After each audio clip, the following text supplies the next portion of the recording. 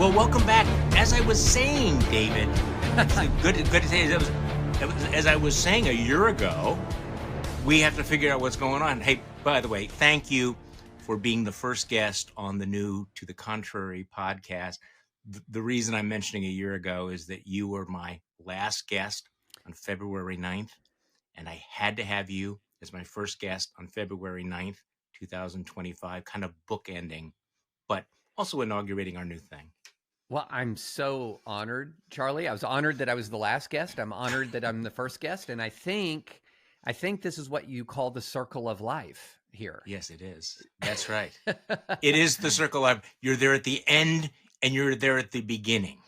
Exactly. So we are 20 days into the Trump administration.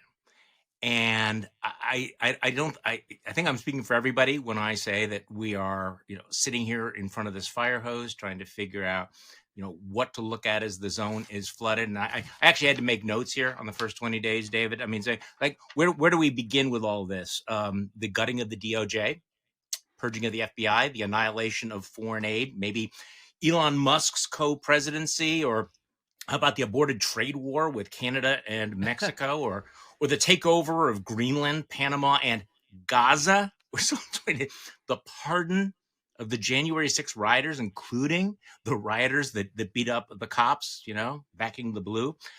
Should we start with, I don't know, the mass deportation that seems to be scooping up some American citizens because not all the ICE agents seem to be able to distinguish between Puerto Ricans and other immigrants? Or should we talk about the wretched hive of misfit toys? And I am intentionally mixing the metaphor there. That's Trump's cabinet. I mean, it's really bad, David, when the woman whose main qualification is the fact that she shot her puppy in the face is the non-controversial normie nominee, Kristi Noem. So I don't know where you want to begin all of this, because the zone is flooded and this I think is the challenge, right? Is to separate what we should pay attention to just kind of the performative nonsense. So where do you want to start? So actually, Charlie, I think there are many things, just like you talked about, but it's also, there's one thing. And so it's like, I use this analogy in my newsletter this week, where I said, it's like the Hydra. Do you remember the Hydra from Greek mythology? You had the one body and the many heads, and just when you chopped off one head, you solve one problem, here comes two more. But you have to understand, it's still one beast. One crisis with many manifestations, as exactly, you wrote. Exactly. So what is the one crisis? The one crisis is that Trump is deciding to blow through the constitutional restraints on the presidency. And this is a very deliberate strategy. Now, I'm not going to be saying for a minute that Trump is sort of a constitutional theorist. No, but he has in his administration people who are constitutional theorists, who do have very radical ideas about the power of the presidency. And they happen to dovetail quite nicely, Charlie, with Trump's own kind of will to power, that desire to do whatever he wants to do. So it's the marriage of a legal theory to a demagogue. That's what we're dealing with. And the legal theory is, in essence, that the president of the United States is not just in control of enforcing the law, that in many ways the president of the United States is going to take up all of the branches of government under his purview. That in essence, the separation of powers is yesterday's news. Even judicial review, because Russ Vought, who's head of OMB, J.D. Vance, vice president, they both have kind of scorned the idea that Trump is going to be bound to follow Supreme Court precedent. So what you're talking about is a giant executive branch power grab. And this is a serious constitutional issue, Charlie, but it's one that doesn't have a lot of resonance sort of in the broad general public. No one is no one is chanting, going, separation of powers. It doesn't roll off the norms. tongue, Bring back the norms. Norms. No, that doesn't get the people going, but it's incredibly important to know Well, what is happening and how serious it so, is. we have been warning about this for months, if not years, right? I mean, Yeah. you look at every single thing they're doing, and they basically said we're going to do that. And I was talking to somebody the other day, and they said, I was expecting they were going to do a lot of this stuff, but actually watching it happen, I'm not sure that I was prepared for all of that. So this is one of those moments where it's shocking but not surprising, or how do you want to look at it? Because it is all happening at once. And I guess here's the key question that I wanted to ask you. We in the campaign we were talking about that Donald Trump was an existential threat to democracy and the constitutional order, and we were dismissed as, well, that's Trump derangement syndrome. You're exaggerating right. it. Kind of feel vindicated, like, okay, we were talking about it, but is it going too far to say that we are in a constitutional crisis or headed for one? You use the term that he's launching a constitutional revolution. So talk to me about that, because I don't think that people have there's like lots of different orders here, but this is the coherent theme here, that we are actually seeing a constitutional revolution. Well, let me piggyback on top of two very serious people, very sober-minded people, Oh, not yeah. hot take artists, Jack Goldsmith and Bob Bauer. Mhm. So Jack Goldsmith, who was in the Bush DOJ, Bob Bauer, who was legal counsel for Barack Obama. So these are very serious people. Jack Goldsmith, Harvard law professor. Yeah, So these are sober people. These are very not sober not people. given to hyperbole. No, they are not talking heads and late night cable TV who are just whipping everybody up. No, Yeah. so what they said is, look, what's happening with these executive orders doesn't look like what you would call a series of test cases. In other words, Yeah. it's presidents have been doing this for years, where they have kind of incrementally tried to grab more power, and it generates a case to the Supreme Court, and the Supreme Court either says yes or no. So this has been going on for a long time. This is Trump's DACA. This is, Obama's DACA. This is Trump's census changes. This is Biden's student loans. I mean, you go through the process, and there have been multiple times where they're testing, probing, pushing.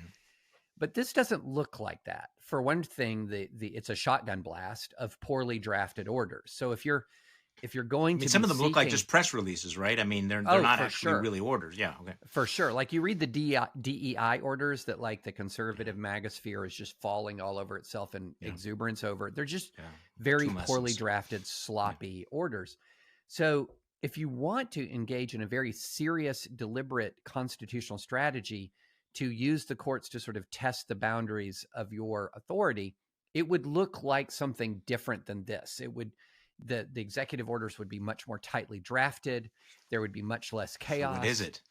Yeah. So this is what Jack Goldsmith and Bauer raise is, wait a minute, are we actually looking at something? And again, let's be very careful here. This is what you would call informed speculation or informed concern. That, are these really test cases? Or are they actually hoping in some ways to get the negative outcome on an issue of real importance to them, that they then just blow through, that they just ignore the court? And the reason why you raise that, it's not just, okay, because Trump is a bad guy. It's because, as we said earlier, there are people very influential in the Trump orbit, J.D. Vance, Russ Vought, others, who have flat out said that Trump should defy the Supreme Court under the right circumstances. And so this is something that is not, I'm not going to say that we're in a crisis now. We're in a pivotal moment, but we could escalate to crisis very quickly if, say, for example, the Supreme Court upholds or prevents the spending freezes on U.S. aid, and Trump continues to freeze the money anyway, for example. Which is certainly possible. So the Goldsmith and Bauer article was really, really very, very chilling. I mean, and it said that they argue that Trump may be attempting to, and this is the quote, to instill fear in the Supreme Court, that the presidency is prepared to resort to outright defiance in its decisions. So their argument is that this is like a shot across the bow of the Supreme Court. Really look, I mean, the Trumpists have intimidated and bullied virtually every institution in our society.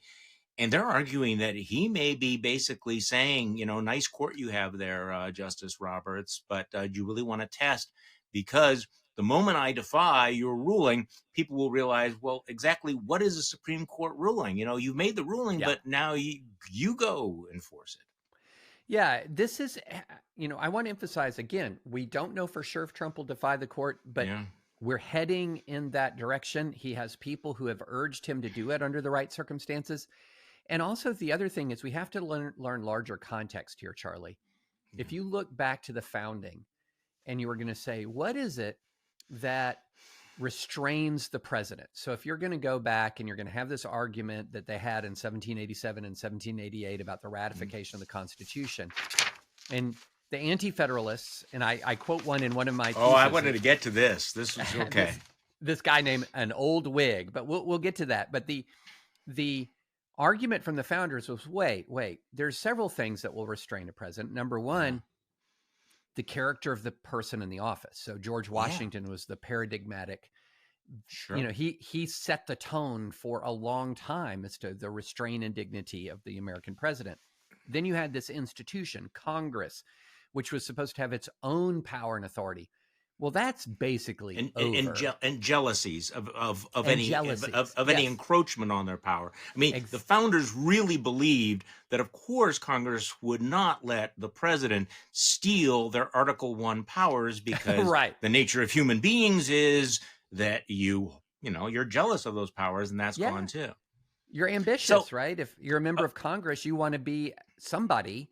And if the president is taking all your powers, you're nobody. But what they didn't anticipate was that you can be somebody even if you're powerless as a member of Congress by getting on like Fox News all the time or whatever. And so then if Congress is just prostrate before the president, if Congress has bent the knee, and the Republicans have, then what's the remaining check? The last check that remains is judicial review. So we have no checks. The character of the presidency. Trump is a man of poor character, so there's no self-restraint. Well, and the electorate was supposed to play a role in there too, right? That the electorate, the voters would never put a man of, complete lack of character in the Oval Office. They wouldn't do that. That's why we structured it the way we did, right? Yeah, well, and also, I mean, they would be appalled that voters were selecting the president to begin with, because they thought what we're going to have is this committee meeting called the Electoral College. But that's a whole nother rabbit hole. But so if all the barriers are gone and only one remains, and that's judicial review, and the man who's pushing against the court is the same guy who triggered a violent attack on the Capitol, why would anyone have any confidence that he's blown through every barrier, but he's going to walk up to Marbury versus Madison and say, that one's sacred? Okay, so what do you think? I mean, this is like the big one. It's our first podcast, and we're at the big one right here, because and let me bounce something off you, because you follow this a lot more closely than I do, and I'm going to circle back to this, but watching the surrender of all of the institutions one after another, not just within the government but also in civil society, this sense that Trump must be appeased because he can't be limited. How much of that goes back to the erosion of faith in the judiciary as a guardrail? I mean, it used to be that institutions, news media, would have a certain amount of confidence that, no matter what the president does, we're not going to be afraid of the president because we have a constitution and a court that will support these. But after the decision that granted him the sweeping immunity powers, you get the sense that no one really has the confidence that the court is going to hold the line. So what do you think? So I am cautiously optimistic that the court will, Charlie, and I'll give you a couple of concrete reasons, or I'll give you one concrete reason to be cautiously optimistic, and I'll give you one concrete reason to be nervous. So the concrete reason. All of my by the way, cautious optimism did not work out well for me in 2024. So I totally understand that, but it is just a fact that Donald Trump performed worse at the Supreme Court during his first term than any other modern president. So the Supreme Court during Donald Trump's first term, even with a majority of Republican nominees on the court, it rejected Trump administration arguments more than it rejected the Biden administration, Obama administration, Bush administration. You go down the line.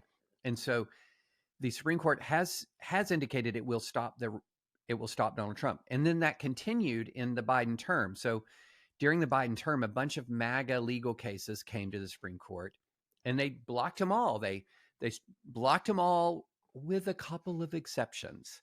Yeah. Immunity, 14th Amendment. These were the cases around, can Trump be on the ballot? And then the cases around, under what circumstances can you prosecute him? Both of those cases, I disagreed with the court's reasoning. I disagreed with the outcome, but it still remains the case that they turned back MAGA arguments about gutting the Voting Rights Act. They turned back MAGA arguments about the independent state legislature theory. Turned back MAGA arguments about standing and immigration. And this is also including rejecting the MAGA League arguments about the election in 2000, rejecting MAGA arguments about the census. I mean, you can go down the line where the Supreme Court has shown that it's independent. And it's a shame, I think, that popular perception of the Supreme Court is just so focused on, for example, the immunity decision, that they've forgotten everything else. Okay, well that is fair. So you're taking a cautiously optimistic approach to, let's talk about getting into the weeds here a little bit. Justice Roberts, of course, is an institutionalist. Amy Coney Barrett has turned out to be a far more interesting justice than I think that many of her critics said she would be. She didn't go along with every part of that immunity decision. So is part of your cautious optimism looking at you, Justice Roberts, looking at you, Justice Barrett? Yeah, it's actually, and I'll add a third, Justice Kavanaugh. So okay. What you have with Kavanaugh, Barrett, and Roberts is they have indicated, for example, that they're going to be more independent-minded. I would say, I don't want to say Gorsuch and Alito and Thomas aren't independent-minded. They are. There's just differences in their judicial philosophy. In particular, I think that Barrett and Kavanaugh and Roberts are less comfortable with revolutionary change. Let me put it that way. And I hope so.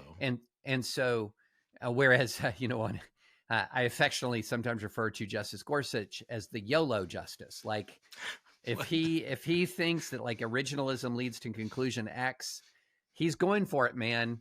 Even if like there might be a more incrementalist way to get there, he's gonna go all the way. Not always, but that's sort of his tendency. But with Barrett and Kavanaugh and Roberts, Kavanaugh and Barrett are both originalists, but they also pay attention to consequences more. And Alito has even pointed this out. He pointed this out, I believe, as an interview in the Wall Street Journal, where he talked about that some of his colleagues, Republican-nominated colleagues, are more consequentialist. In other words, they think through consequences. But that's an indispensable element of judgment, of the judicial role, is to think through the law, the consequences, how it plays out. So that's why I'm more cautiously optimistic. You do have a number of Republican judges. And also the other thing that makes me cautiously optimistic is if you're going to look at some of the changes in the jurisprudence over the last few years, the court has been paring back the power of the presidency quite a bit. And so Trump is trying to extend the power of the presidency at the exact moment when the court has been restricting its power consistently, really, for, a decade or so. So let's go back to the worst case scenario. What if the court, for example, says, okay, no, Trump, Musk cannot freeze all these domestic payments. By the way, when I listed all the things that happened in the last 20 days, remember that day when all the payments were frozen? We haven't even gotten to the fact that on Friday we find out that Elon Musk is messing around with the Social Security Administration. I mean, really, what could possibly go wrong there? So what happens if they rule against Donald Trump and Trump, Vance, Musk basically say, okay, thanks for your opinion, we're doing it anyway?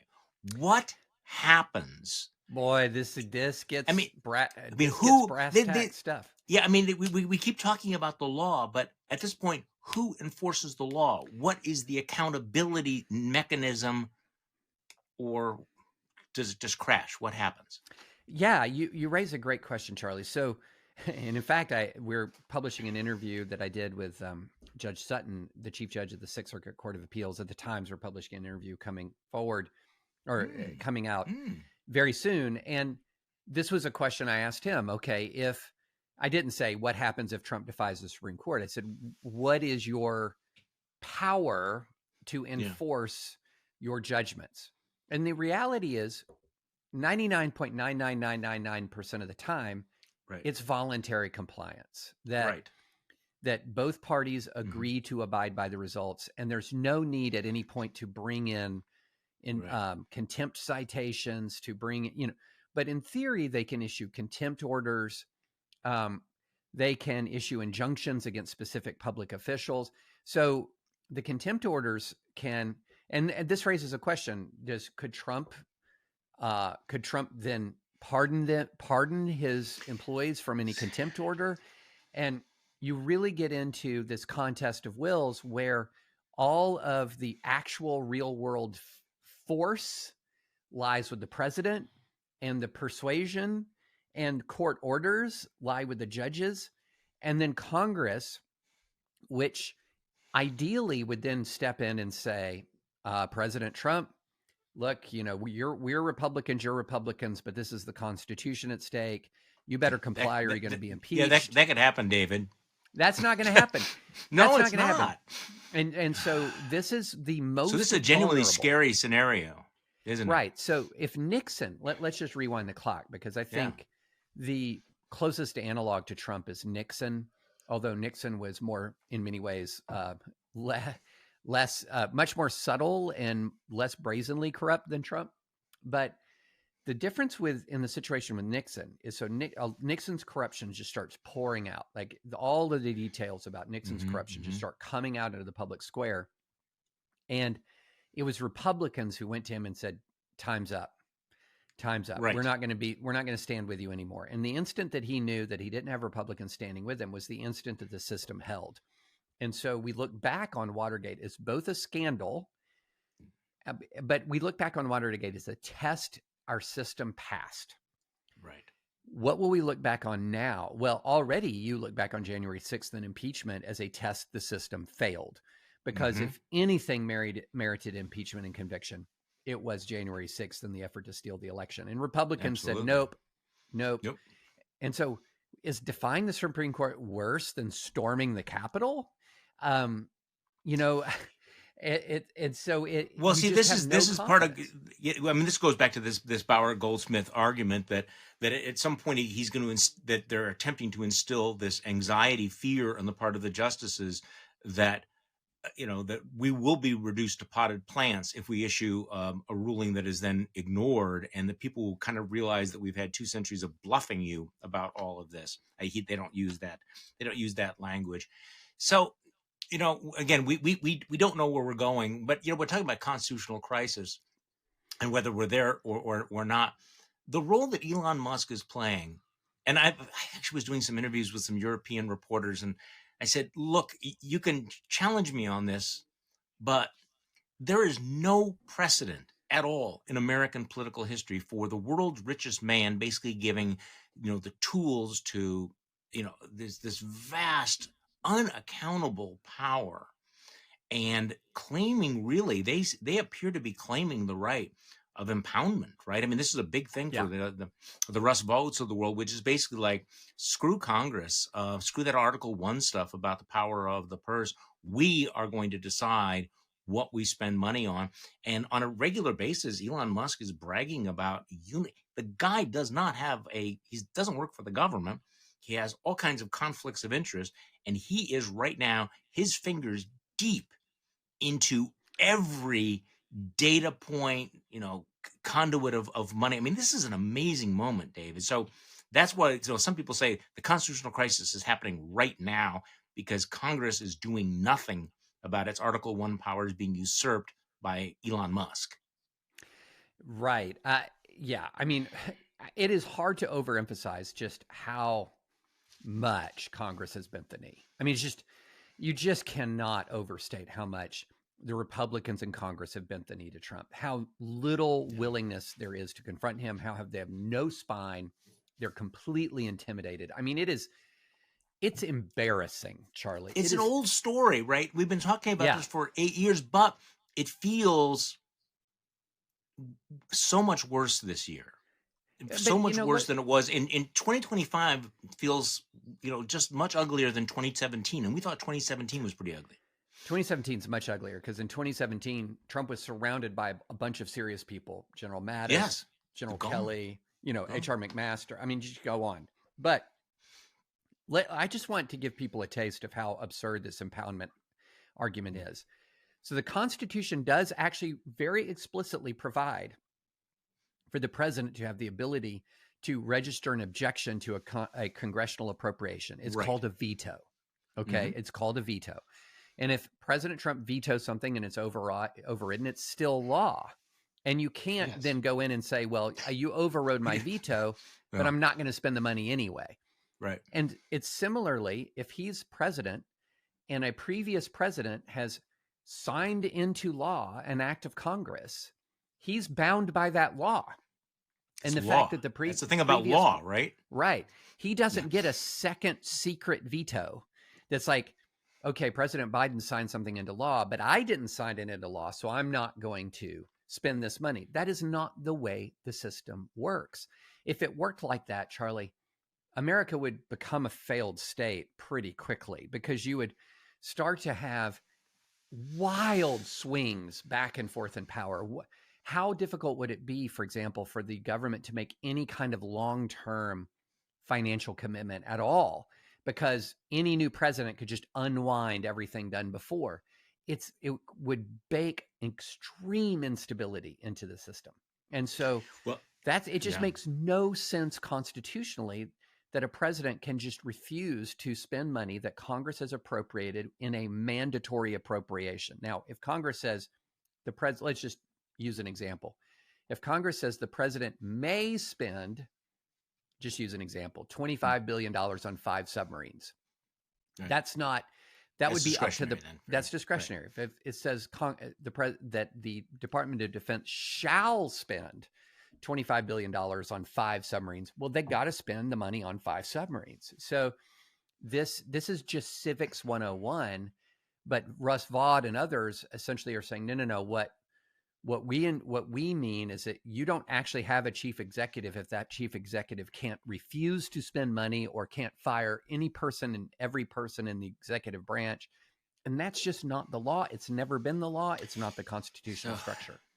And he was confirmed with, I believe, every single Republican senator voting for his confirmation. Of course. I mean, if there was one area where if Congress was going to assert its prerogatives and draw the line, it would have been the guy who's basically arguing that, we're going to gut Article 1 powers from Congress. And Charlie, can I vent about something quickly? Please. No, is this a safe space for venting? I'm getting a lot of people sending me messages saying, David, why are you talking about all this constitutional stuff so much when, look, he's accomplished some things that you should like his executive order revoking regarding the Mexico City abortion policy. We're not going to be funding abortion overseas. I'm glad about that. His executive order about biological males participating in women's sports, or his executive order popular, about some elements of DEI, things like that. I'm like, guys, okay, let me quote Yuval Levin for a second. Yuval said something on Ezra Klein's podcast that was great. He said, I am more concerned about constitutionalism than policy. As long as we're complying with the Constitution, let's have the policy debate. But we're in a minority there, aren't we? Totally. I mean, that used to be the heart of American conservatism, and now it feels very last century, right? Totally. These folks, MAGA folks, care. They have turned that on its head, don't they? Yes. And then the second thing is, guys, all of you telling me about these big victories that Trump is winning, they're not big victories.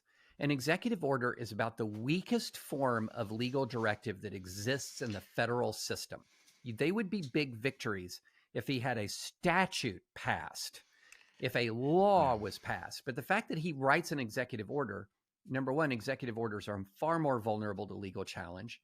Number two, executive orders are ephemeral by their very nature.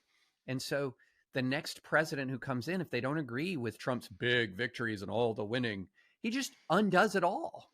And so this sort of this triumphalism that I'm seeing, I'm like, guys, you're smashing through the Constitution for a bag of beans, and they're not magic. for just a bag Yeah. of beans, because all of this stuff can be unwound But by the next Democratic president. but it's giving them the dopamine hits, right? I Oh, mean, it's big dopamine. it's almost, and by the way, it almost feels, and I'm just going to throw this out here. This is the danger of doing the podcast where you're just thinking as you go along.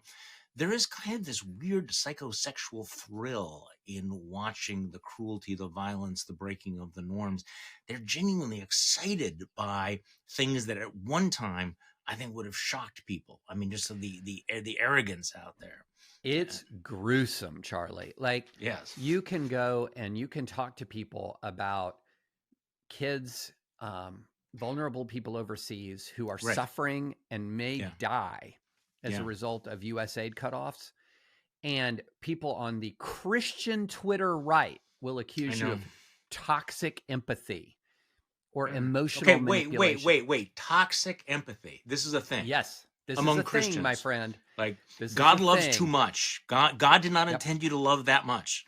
God. So- well, we got the gospel according to J.D. Vance this week, right? Where he explained that, forget that Good Samaritan, parable of the Good Samaritan. Beginning a few family years first ago, this is a trend that bubbled up from the extreme religious right a few years ago. And it happened in the aftermath of George Floyd and the racial reckoning. A lot of people are saying to pastors, don't listen to people who are emotionally sharing their experiences of oppression or discrimination, because that is manipulation. That is toxic empathy. And so then this concept took off, and it's taken off. There have been best-selling books about this, Charlie, in Christian circles, where they're taking off saying, if you're talking about the level, if your argument involves appealing to the suffering of other human beings, you're engaging in emotional manipulation. Now, this is mind-blowing, considering I recently wrote a piece where I was trying to chronicle how many times in Scripture does Scripture admonish us to take care of the poor, the marginalized, the suffering? There's Seems about to be kind of a theme. 2,000 scriptures. Yeah. Like, let me put it this way. The number of scriptures dealing with the poor, the marginalized, the suffering is so much more than the number of scriptures dealing with, for example, sexual ethics. And it's not that I don't think sexual ethics are important. It's just that, my goodness, if you're a Christian movement that's going to circle everything around sexuality and nothing around reaching the poor, then you've lost the plot, man. You have absolutely Well, see, this is the lost thing. plot. This is the part that is kind of mind-boggling, because after listening to J.D. Vance, I mean, I did go back and reread the parable of the Good Samaritan and many of these other things, and as a couple of theologians pointed out, Vance's position is the exact opposite of what's in the New Testament, and yet they've absorbed it. I mean, part of it is that you listen to the ends justify the means, will to power. You use the phrase will to power before. This administration's philosophy seems more Nietzschean than New Testament. It's Schmittian. It's Schmittian. Ooh. Carl Schmitt, the German Yeah. philosopher who later became a member of the Nazi Party, he outlined what he called the friend-enemy distinction. Yes. And if you go down the rabbit hole of MAGA, you will actually find, believe it or not, Christian voices, Charlie, defending this Schmittian friend-enemy distinction in politics. And so what you're talking about is essentially, for my friends, everything; for my enemies, nothing, which is exactly contrary to the spirit of the American founding, which was, how do we create a pluralistic society where people have diametrically opposed positions, and people can win and lose politically in this country and in this culture and still thrive and flourish. And so this Schmittian friend-enemy distinction is the opposite of the virtue ethics of many of the American founders. And so they really are digging down and digging into friend-enemy, and they view USAID as an enemy. No, right. And it has to be destroyed. Well, okay, so and it has to be destroyed in the cruelest way possible. And I know this has now become a cliche that the cruelty is the point. I don't know if I was listening to the story yesterday about the commandant of the Coast Guard who was fired on day one. Yeah. A woman, decorated admiral, but was fired by Trump, given a 60-day waiver to move out of the house that she occupies as commandant. And apparently, within the last couple of days, they told her, you have to get out of the house. Trump wants you out of the house now. She had 3 hours to get out of the house. She had to leave a lot of her personal effects behind. And again, this is not Trump derangement syndrome to say it was the cruelty. And let's go to Russ Vought, who has just confirmed his OMB, and you've mentioned him several times. He has made this explicit. This is what he wrote. We want the bureaucrats to be traumatically affected, he said. Yeah. When they wake up in the morning, we want them not to go to work because they're increasingly viewed as the villains. We want to put them in trauma. So it's not just we need to cut the budget. It's like we need to inflict pain, fear, and anxiety. And that really is central to what we've been watching over the last couple of weeks, isn't it? It's not just that we're having budget cuts, but we just want to spread this. And the thrill that MAGA gets, and more tears, more pain, more agony. And remember, when this is happening, Russ Vought is an outspoken Christian. Yeah. So he's saying, I want people to suffer. I want people. So let me circle back to J.D. Vance for a second, because I want to put some things in perspective for people. Recently, J.D. Vance tried to justify some of the cutoffs of aid by appealing to a Catholic doctrine, Order Armoris or something along those lines. Forgive me if I'm Order of Loves. Yeah, Order of Loves. And so he was essentially saying, look, you prioritize your family, and then you prioritize your neighborhood, and then your community, and a lot of this is just kind of common sense. Like, if you have a choice between, like, let's say your son or daughter has a financial need, and a guy 10 houses down has a financial need, you take care of your son or daughter first. Right. And so he tried to use that as sort of saying, oh, look, what we're doing is we're bringing our priorities in alignment with a big Christian tradition. No. If you know the way the federal budget actually works, right, this is what he's basically saying. So let's suppose you make $500 a week. Let's just about, you're young, you're starting out, you're making $500 a week, not very much money. And you're at and you're walking out of the grocery store, and it's a Salvation Army person with the bell, and you put, I don't know, $3 in the kettle out of your 500. Would anyone come up and say, you're not taking care of the orders of your love? Exactly. Because you're not prioritizing your family. And you go, what are you talking about? I kept $497. I just gave $3 away. Are you absurd? Like, probably I should give more than $3 out of 500, right? Well, that's about, I think the level of foreign aid in the U.S. budget is around 0.7%. It's not even 1%. Now, if you include some of the extraordinary military aid to Ukraine, which is not in the same category as USAID, it'll go slightly above 1%. But we are not violating the Order of Loves by sending 0.7% of our budget for humanitarian causes. 0.7. Well, also, part of the irony, of course, is that if you make the argument, as some MAGA a friend made, is like, well, why should we take care of the poor in Africa as opposed to the poor right here at home? And the irony, of course, is that money is not going to go to the poor here at home, because they're going to cut that too. They're going to cut They're going to cut all of those safety nets. So much for all of that. So what? Let's step back. Okay, you know what? I want to stick with the Constitution, since we're nerding out on the Constitution, because this is something that I thought was really interesting in your piece, where there was a debate about whether or not the presidency was going to be too powerful, whether it could get out. This was something that the founding fathers had to wrestle with, and in the Federalist Papers, Hamilton, Madison, John Jay were arguing, we got this, we have a system. And then the anti-federalists were out there saying, no, we don't think there are enough checks and balances. And so you quote somebody who wrote under the name The Old Whig, who was an anti-federalist, by which we mean somebody who was arguing against the ratification of the U.S. Constitution. And he wrote in 1787, he said, the office of the President of the United States appears to me to be clothed with such powers as are dangerous, to be the fountain of all honors in the United States, commander-in-chief of the Army, Navy, and militia, with the power of making treaties and granting pardons, and to be vested with an authority to put a negative upon all laws, unless 2/3 of both houses persist in enacting it and put their names down, calling the yeas and nays for that purpose, is in reality to be a king. And as you point out, okay, he's not going to be the king of England and everything. But here's my question, David, is that you're at the point now where you're quoting the anti-federalists. Yeah. Yeah. Okay. I know. It's fascinating because I think an old Whig, and by the way, how much do I love that name? That was his pseudonym. So like Hamilton would write under Publius, he writes under an old Whig. And I don't think anybody actually even knows who he is. And it's W-H-I-G. But yeah, I think on balance, the Federalists still had the better of the argument on the 1787 Constitution. The Anti-Federalists had the better argument on the Bill of Rights, and they won. Right. They got a Bill of Rights. Right.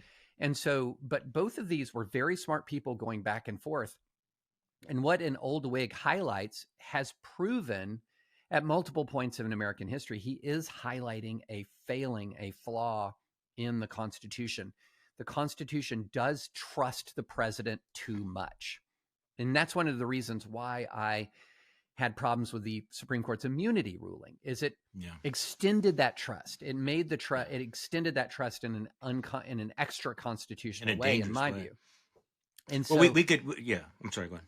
Yeah. And so, when the old Whig or an old Whig is looking at the powers of the presidency, we forget, and we don't acknowledge how much it was the example of George Washington running through as a thread through American history, right, that says presidents should be restrained.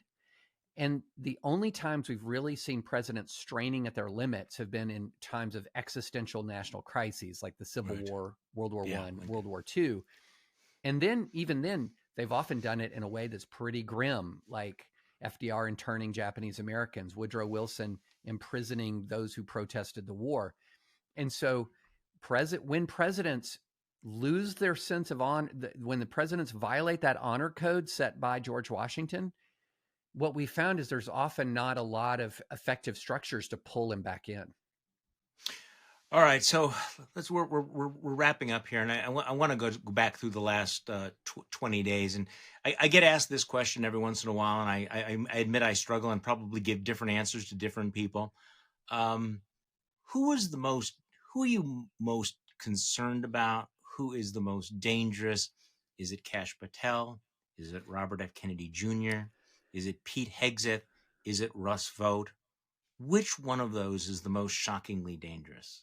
Oh, easily. Oh, so there's two answers: micro level, macro. Micro, it's Kash Patel. So Kash Patel is very dangerous, but not as much to sort of the median American. He's very dangerous for prominent Trump critics, for example. So Charlie, buckle up, brother. So he's very dangerous. By the way, you did the Kash Patel as a warning shot, and actually I got goosebumps because I don't know if the FBI comes knocking on the door. Call your lawyer instantly. Yes, immediately, right. Well, but this changes everything because up until now I would not have thought twice about. Of course, you cooperate with law enforcement, you cooperate with the FBI, but now. I'm sorry, but go ahead. So Kash Patel is your most dangerous? On the micro level, and when I say micro, I just mean you would see more targeted consequences of Kash Patel. On the macro level, to me, it's RFK Jr., and it's not close. And I'll tell you why. Even if he doesn't succeed in sort of changing CDC policy regarding vaccines and vaccine schedules, and even if he is ineffective at really mucking up the HHS infrastructure, he's going to have a bully pulpit. And already vaccine refusal of all vaccines, not just COVID, it's already happening. It's already happening. And I could easily imagine you give an anti-vax guy like him 2 years, 3 years to spread his false anti-vax gospel, and you could begin to see vaccine uptake really plummeting. You could start to see the reemergence of some terrible childhood diseases such as measles at scale. Polio. And this is not something that is entirely theoretical. I mean, think about what happened with the Samoan measles outbreak that killed dozens of kids, So that is what worries me, that if you have an already existing sort of Maha culture that's arising out of sort of the crunchy far left and the homeschool far right. And Right. it's all these moms who've decided that, they understand immunology better than Yeah. immunologists and all of Yeah. that. They did their own research.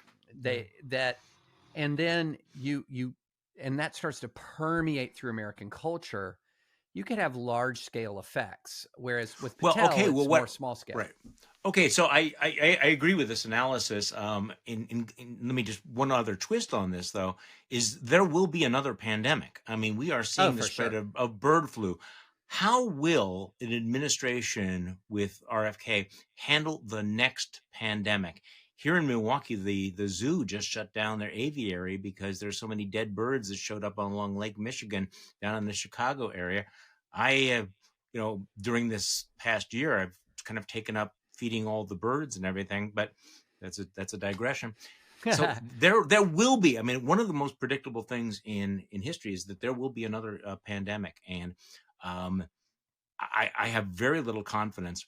And I think that's part of this rolling thing that we're seeing, that even the people that are not controversial, like Sean Duffy, the rather moronic former congressman from Wisconsin, who's now Secretary of Transportation, who's apparently prepared to turn over the keys to air traffic control to um, Elon Musk's 25-year-old incels. I mean, these things are scary. We don't know what the consequence, but my No. level of confidence in every single level of government is eroded. And I'm going to just make it clear. I do think that almost all these bureaucracies do need to be reformed, but reform is different than obliteration. I'm glad you raised that, Charlie, because here's why it's so difficult to combat populism.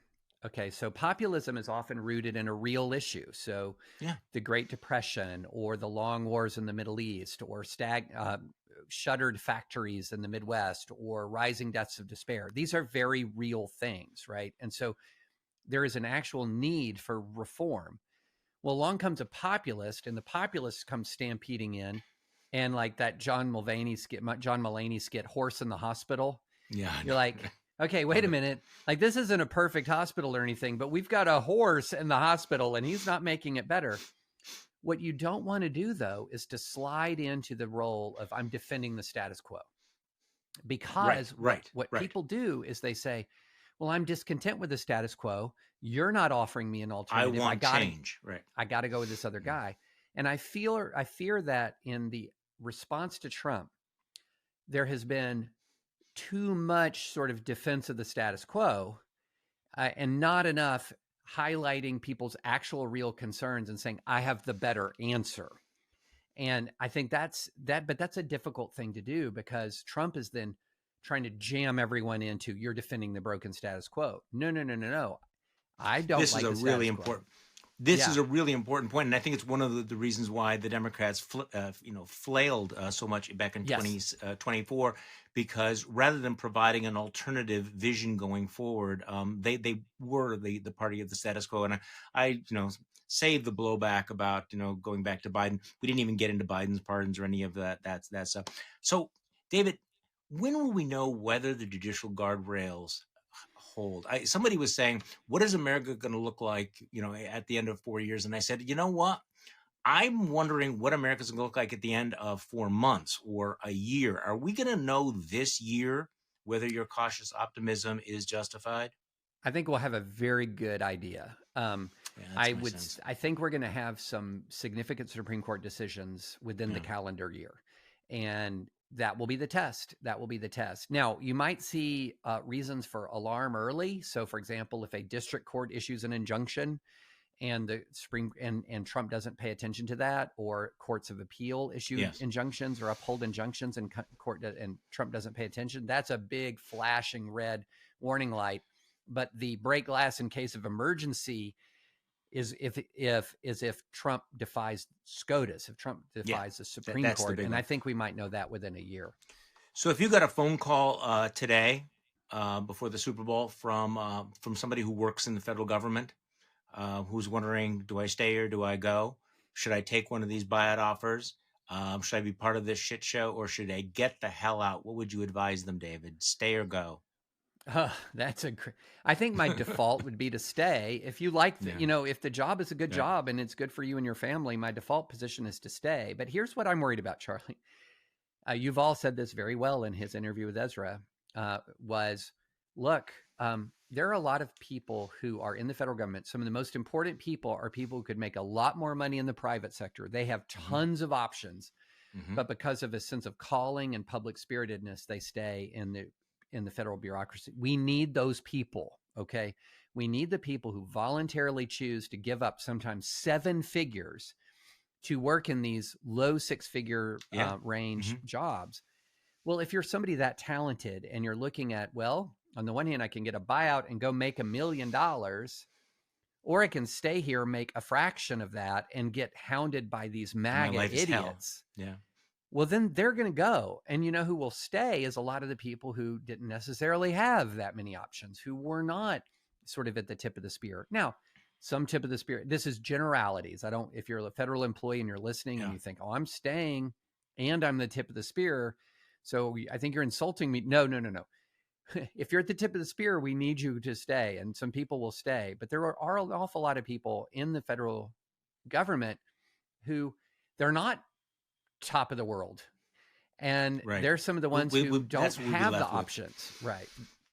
Well, I tend to agree with you. I guess, one of the arguments in Trump 1.0 was people who, thought I'm going to stay because I can be in the room and I can influence them. Those people, forget it. That is not going to work. You're never going to be able to do that. You'll just simply be complicit in all of this. But I agree with you that it's very important that I think some of the most experienced people stay, because it's much easier to run through the China store smashing things than it is to reassemble it. And these institutions that are being destroyed are going to be very difficult to recreate and reestablish. After this range, this Muskian rage that's going through. David French, thank you for helping us launch this new endeavor, the first ever To the Contrary podcast. Thank you so much. It's been such a treat, Charlie. It's always great to talk to you. And I'm so honored to be your first guest, and best wishes on the new podcast. Well, thank you. And thank you all for listening to the Contrary podcast. I'm Charlie Sykes. We'll be back later this week, and we'll probably do this